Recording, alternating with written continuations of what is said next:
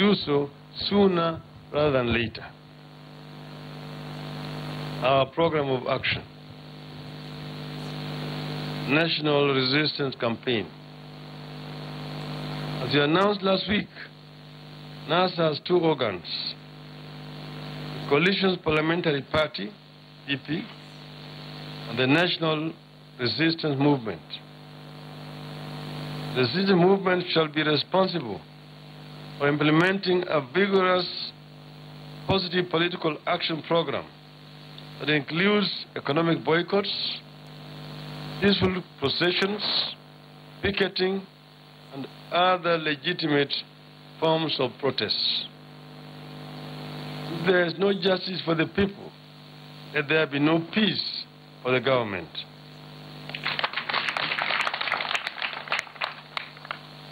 People's Assembly.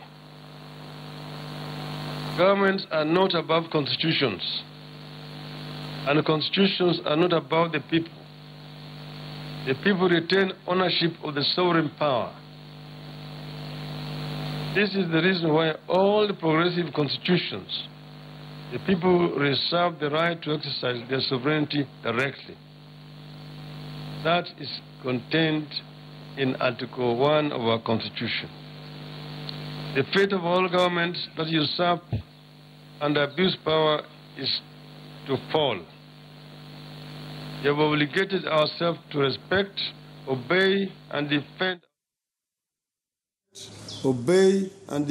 our Constitution.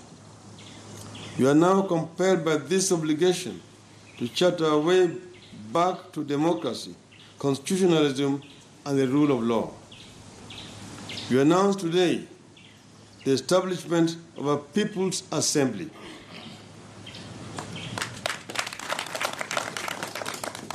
The People's Assembly is the vehicle through which we will exercise the solemn duty of restoring democracy, constitutionalism, and the rule of law.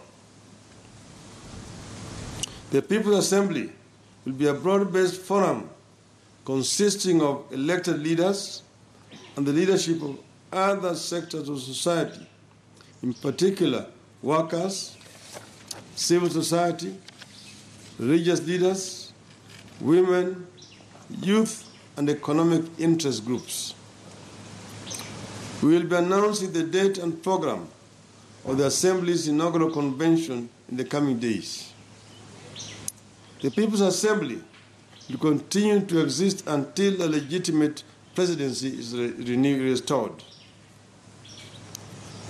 As part of the People's Assembly, NASA is forming a task force to look into the systemic governance weaknesses that have precipitated the unfolding political crisis, including, but not limited to, 1, the systemic continuing failure of electoral bodies and the electoral system in general. 2, performance of national security organs and the abuse thereof by the executive.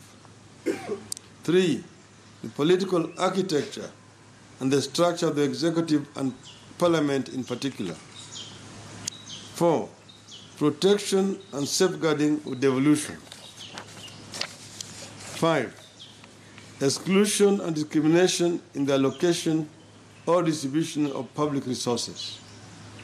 6, the continued inability of the state and our society in general to deal with the root causes of political strife, in particular poverty, unemployment, extreme inequality, economic marginalization, corruption, and historical grievances. We anticipate that the task force recommendations will include constitutional amendments that will be presented to the People's Assembly for adoption and thereafter to the county assemblies for ratification.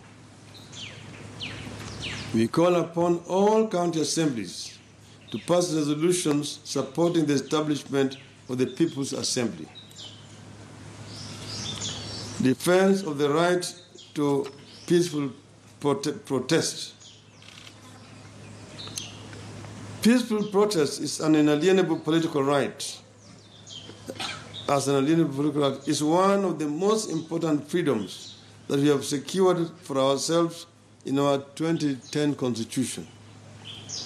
Every person has a right peaceably and unwarned to assemble, to demonstrate, to picket, and to present petitions to public authorities. That is Article 37.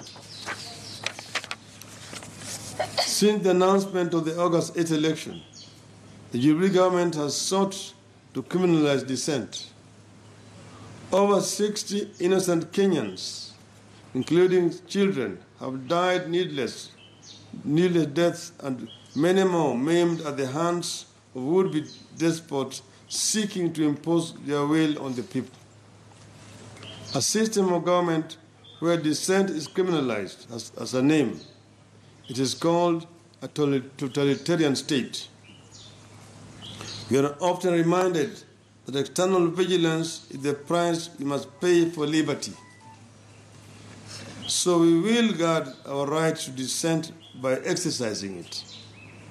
We will continue to assemble, demonstrate, to picket, and to present petitions to public